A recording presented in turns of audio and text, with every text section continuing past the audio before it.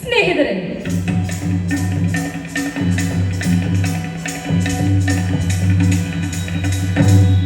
ലോക ജനതയുടെ വലിയ ദുഃഖമാണ് വിശപ്പ്.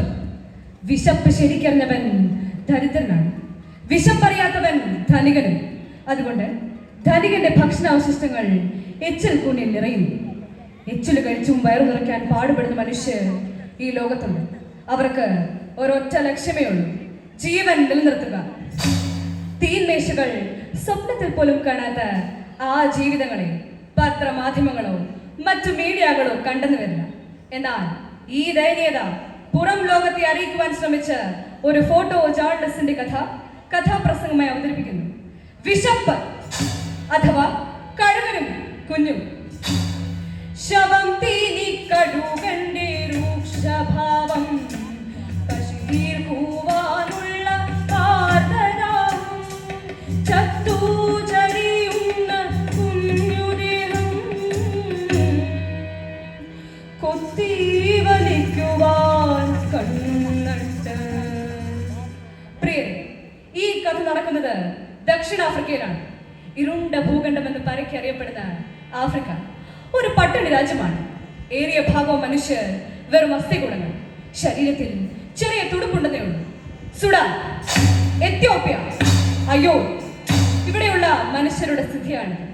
26 വർഷത്തിന് മുൻപുള്ള ഒരു മാർച്ച് മാസം, അതെ, 1993 ഐക്യരാഷ്ട്രസഭയുടെ ഒരു സന്ദേശം ജോഹന്നാസ്ബർഗിലെ ക്ലബിലെത്തി. പത്രപ്രവർത്തകരുടെയും ഫോട്ടോ ജേർണലിസ്റ്റുകളുടെയും ഒരു ക്ലബാണ്. സന്ദേശം മറ്റൊന്നുമല്ല, പട്ടിണിയിൽ പിടയുന്ന അയോധ്യയിലേക്ക് ഐക്യരാഷ്ട്രസഭ ഭക്ഷണം വിതരണം ചെയ്യുന്നു. അതിന്റെ വാർത്തയും ഫോട്ടോയും മറ്റും പകർത്തുവാൻ കുറച്ചു പേർക്ക് ക്ഷണം. ആ ക്ഷണം സ്വീകരിച്ച് ക്ലബ്ബ് ചുമതലപ്പെടുത്തിയ വ്യക്തിയാണ് കെവിൻ കാർട്ടർ, അതിപ്രശസ്തനായ ഒരു ഫോട്ടോഗ്രാഫർ.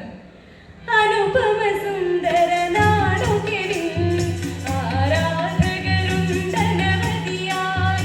അനുപമ സുന്ദരനാണു കെവിൻ, ആരാധകരുണ്ടനവധിയായി.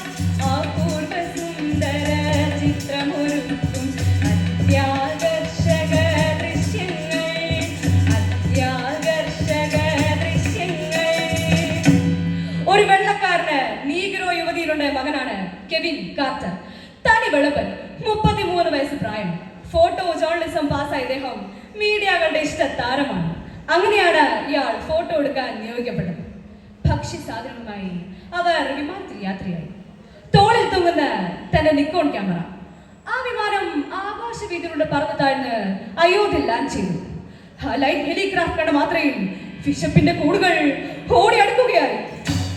അസ്ഥിക്കൂടുകൾ ഓടിക്കൂടി ശേഷി നശിച്ച മനുഷ്യർ, അസ്ഥിക്കൂടുകൾ ഓടിക്കൂടി ശേഷി നശിച്ച മനുഷ്യർ. ആഹാരത്തിനു കൈകൾ നീട്ടി ജീവൻ നിലനിർത്താനായി, ജീവൻ നിലനിർത്താനായി. ഭക്ഷണപ്പൊരികൾ വിതരണം ചെയ്യും മുമ്പ് UN അധികാരിയുടെ ഒരു അറിയിപ്പുണ്ടായിരുന്നു. അറ്റൻഷൻ പ്ലീസ്, നിങ്ങൾ എല്ലാവരും ഒരു കാര്യം ശ്രദ്ധിക്കണം. മരണത്തോടടുക്കുന്ന ഇവിടുത്തെ മനുഷ്യർ പലവിധ രോഗത്തിനും ഉറവിടമാണ് എന്ന് പറഞ്ഞാൽ അവർ രോഗവാഹികളാണ്. ആരുമായും ഇടപെടരുത്, അകലം പാലിക്കണം. ഇവിടെ 30 മിനിറ്റ് മാത്രമാണ് സമയം. ഫോട്ടോ എടുക്കാൻ ചുമതലപ്പെട്ടവർ താഴെ ഇറങ്ങി. ചിലർ മറ്റു ഫോട്ടോ എടുക്കാനുള്ള വികൃതിയിലാണ്. കെവിൻ തന്റെ ക്യാമറ റെഡിയാക്കി ചുറ്റിനും നോക്കി. ഒരു നിമിഷം അയാൾ നടങ്ങി. ഒരു പുല്ലിലായി ഒരു കഴുകൻ തന്റെ നീളൻ കൊക്കുകൾ പിളർത്തി, ചിറകുകൾ വിരിച്ച്, കണ്ണുകൾ തുറപ്പിച്ച് ഒരു ശവം കൊത്തിത്തിന്നാനുള്ള ഒരുക്കമാണ്. ഒരു കുഞ്ഞിന്റെ ശവം. അയാൾ കുറച്ചുകൂടി മുന്നിലേക്ക് വന്ന് ക്യാമറ സൂം ചെയ്തു. ദൈവമേ, ആ കഴുകിനരികിലുള്ളത് ഒരു ശവമല്ല, പട്ടിണി കൊണ്ട് ഏത് നിമിഷവും പ്രാണൻ പോകാമെന്ന ഒരു മനുഷ്യ കുഞ്ഞാണ്, ഒരു നഗ്നയായ പെൺകുഞ്ഞ്. ഹസ്തെടുത്ത എണ്ണിപ്പറക്കാൻ വിധത്തിൽ പുല്ലിൽ മുഖം പൊഴുത്തി അവസാന ശാസ്ത്രയുടെ കിടപ്പ്. ഓ ജീസസ്, മരണകരങ്ങളിൽ ഒരു ജീവൻ നരകക്കുഴിയിൽ കഴിയുന്നു. വയറു നിറയ്ക്കാൻ വഴി തേടി കഴുകൻ കാവലിരിക്കുന്നു, കഴുകൻ കാവലിരിക്കുന്നു. കുഞ്ഞു മരിച്ചാൽ അടുത്ത ക്ഷണം കഴുകൻ ആ കുഞ്ഞിന്റെ ശവം കൊത്തിപ്പറക്കും. അങ്ങനെ സംഭവിച്ചാൽ തനിക്ക് ലഭിക്കാൻ പോകുന്ന ഒരു ചരിത്ര ഫോട്ടോ ആയിരിക്കും. നിമിഷങ്ങളിടയിൽ കെവിൻ ശ്വാസം അടക്കി പിടിച്ചു. 20 മിനിറ്റ് സമയമായി.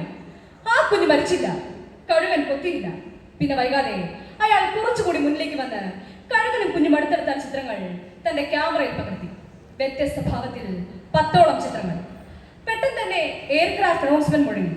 മടക്കത്തിനെയുള്ള സന്ദേശം. പിന്നെ വൈകാതെ അയാൾ കുറച്ചുകൂടി മുന്നിലേക്ക് വന്ന് ആ കഴുകനെ ആട്ടി ഓടിച്ചു. പക്ഷേ ആ കുഞ്ഞിനെ രക്ഷിക്കാൻ സാധിച്ചില്ല. കാരണം അധികാരികളുടെ വിലക്ക്. ഈ ദൈന്യത പുറം ലോകം അറിയണമെന്ന ഉറച്ച തീരുമാനത്തോടു കൂടി അയാൾ യാത്രയായി. 2 ദിവസം കഴിഞ്ഞപ്പോൾ പത്രത്തിലൊരു വാർത്ത. ന്യൂയോർക്ക് ടൈംസിൽ ആ ചിത്രം അച്ചടിച്ചു വന്നിരിക്കുന്നു. കഴുകനും കുഞ്ഞും. താൻ നൽകിയ സത്യസന്ധമായ വാർത്ത.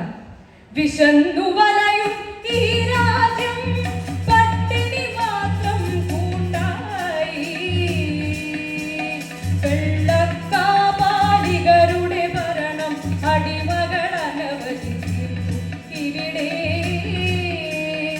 അടിമകൾ അനവധി. വാർത്ത പ്രചരിച്ചതോടെ പത്രസ്ഥാപനത്തിലേക്ക് കത്തുകളുടെയും ഫോൺ കോളുകളുടെയും പ്രവാഹം. Yes, New York time reception.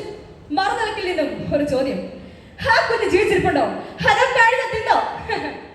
ഇല്ല, ആ കുഞ്ഞിനെ കുറിച്ച് ഒന്നും അറിയില്ല. ഇതിനോടകം തന്നെ ആ ഫോട്ടോഗ്രാഫർ പ്രശസ്തിയുടെ കൊടുമുടിയിൽ എത്തിക്കഴിഞ്ഞു. എന്നാൽ ഈ പ്രശസ്തി കൂടെയുള്ളവർക്കും വിമർശകർക്കും സഹിച്ചില്ല. പ്രതിഷേധങ്ങൾ ഉയർന്നു, വിമർശനങ്ങൾ ഉയർന്നു, പ്രതിഷേധങ്ങൾ ഉയർന്നു, വിമർശനങ്ങൾ ഉയർന്നു. ലോകം മുഴുവൻ വിളിച്ചുകൂവി സന്തര സഹചാരികളും സന്തര സഹചാരികളും. ചുറ്റിലും ക്ഷരപ്രവാഹം. അതിലും ഭയാനകമായിരുന്നു അയാളുടെ ഭാര്യയുടെ ആക്ഷേപം. മിസ്റ്റർ കെവിൻ, നിങ്ങൾ മൊത്തം ജീവിതത്തിന് ഞാനില്ല. ലോകം മറക്കുന്ന മനുഷ്യനാണ് നിങ്ങൾ. മനുഷ്യത്വം തീരെയില്ലാത്തവൻ. ഒരു കുഞ്ഞിനെ രക്ഷിക്കാൻ സാധിക്കുന്ന ഫോട്ടോഗ്രാഫർ.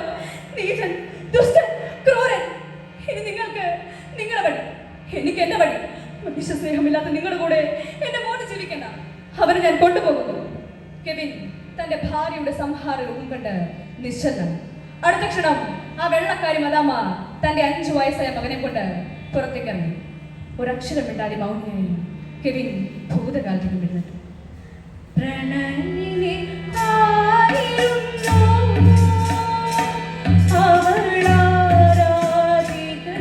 അവളാരാധികയായിരുന്നു വന്നു. പ്രണയിനി ആയിരുന്നു അവളാരാധികയായിരുന്നു വന്നു. ജീവിതവാടിയ സഖിയായി ജീവചിത്രങ്ങൾ പൂജിച്ചു. പ്രണയിനി ആയിരുന്നു അവളാരാധികയായിരുന്നു വന്നു. ഗ്ലോറിയ, നീ എന്നെ സ്നേഹിച്ചത് ഞാൻ എടുത്ത ചിത്രങ്ങൾ കണ്ടു തന്നെയാണ്. എത്രയധികം നീ എന്നെ പുകഴ്ത്തിയിട്ടുണ്ട്, അഭിനന്ദിച്ചിട്ടുണ്ട്. എന്നെ സ്നേഹിച്ചതും ഉപേക്ഷിച്ചതും ഞാൻ എടുത്ത ചിത്രങ്ങൾ തന്നെ. ഗ്ലോറിയ, എന്റെ പ്രിയപ്പെട്ട ഗ്ലോറിയ. പ്രിയരെ, ഇതിനോടകം തന്നെ കെവിൻ കാർച്ച് എന്ന പ്രശസ്ത ഫോട്ടോഗ്രാഫർ വിഷാദ രോഗിയെ മാറിക്കഴിഞ്ഞിരിക്കുന്നു. അസ്വസ്ഥമായ നിമിഷത്തിൽ അയാളുടെ കാതുകളിലേക്ക് ഒരു സന്തോഷ വാർത്തയോടെ എത്തി. ആ വർഷത്തെ പുലിറ്റ്സർ പുരസ്കാരം കെവിൻ കാർച്ചർക്ക്. അതും അയാളെടുത്ത ആ ചിത്രത്തിന്. എന്നാൽ ഇതൊന്നും അയാളെ സന്തോഷിപ്പിച്ചില്ല. ഒരു പ്രഭാതത്തിൽ കെവിൻ ഓടുന്നത് കോളിംഗ് ബെല്ലിന്റെ ശബ്ദം കേട്ടാണ്. വാതിൽ തുറന്നു നോക്കിയപ്പോൾ തന്റെ കണ്ണുകളെ വിശ്വസിക്കാനായില്ല. കയ്യിൽ ഒരു ചുവന്ന പൂവുമായി തന്റെ കൊച്ചുമോൾ. ഡാഡി, എന്റെ അഭിനന്ദനങ്ങൾ ഡാഡി. സന്തോഷം അടക്കാനാവാതെ ആ ഫോട്ടോഗ്രാഫർ ആ കുഞ്ഞിനെ വാരിയെടുത്തും വകച്ചു.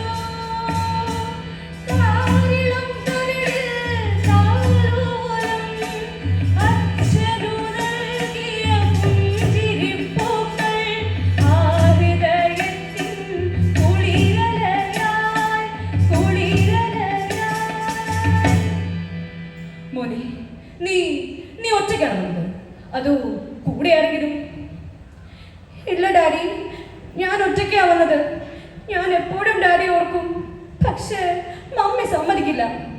മമ്മി മമ്മി എന്തെടുക്കുന്നു? ആ കുഞ്ഞ് നിശബ്ദനായി. അവന്റെ കണ്ണുകൾ നിന്നു. മമ്മിയുടെ മമ്മിയുടെ വിവാഹം കഴിഞ്ഞു ഡാഡി. ഒരിടത്തെയായിരുന്നു ആ വാർത്ത. പിന്നീട് അങ്ങോട്ട് അയാൾക്ക് ഒന്നിനും ഒരു ശ്രദ്ധയില്ല.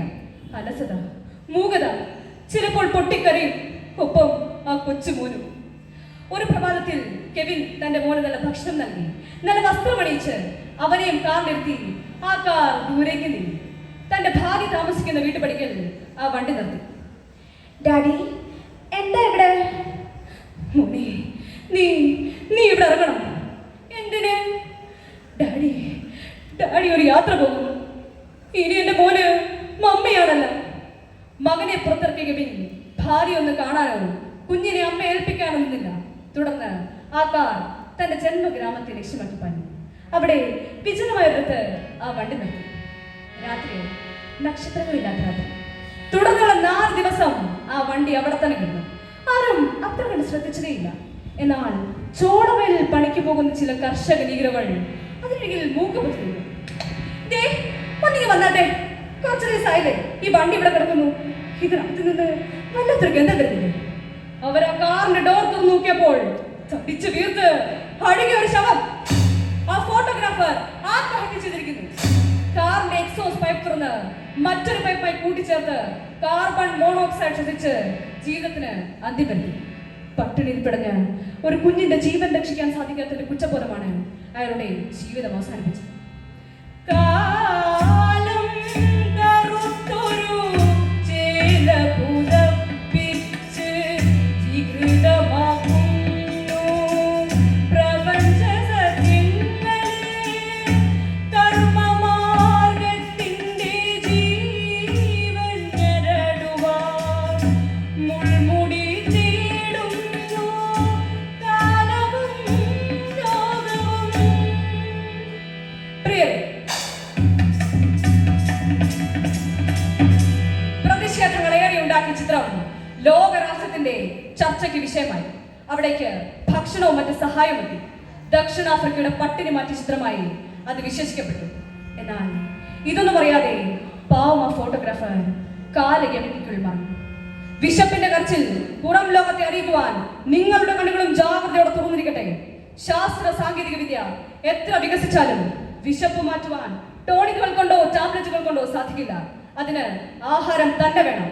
അതുണ്ടാക്കേണ്ട ബാധ്യതയാർക്ക്? നൽകേണ്ട ചുമതലയാർക്ക്? എത്തിച്ചേരേണ്ട കരങ്ങളിൽ. പലവിധ കാരണങ്ങളാലും രാജ്യം നേരിടാൻ പോകുന്ന വലിയ പ്രതിസന്ധിയാണ് വിശപ്പ്. വിശപ്പ് വിശപ്പ് വിശപ്പിന് മുന്നിൽ ആരും മണ്ണിലല്ല. ഈ കഥ ഇവിടെ പൂർണ്ണമാകുന്നു. നന്ദി, നമസ്കാരം.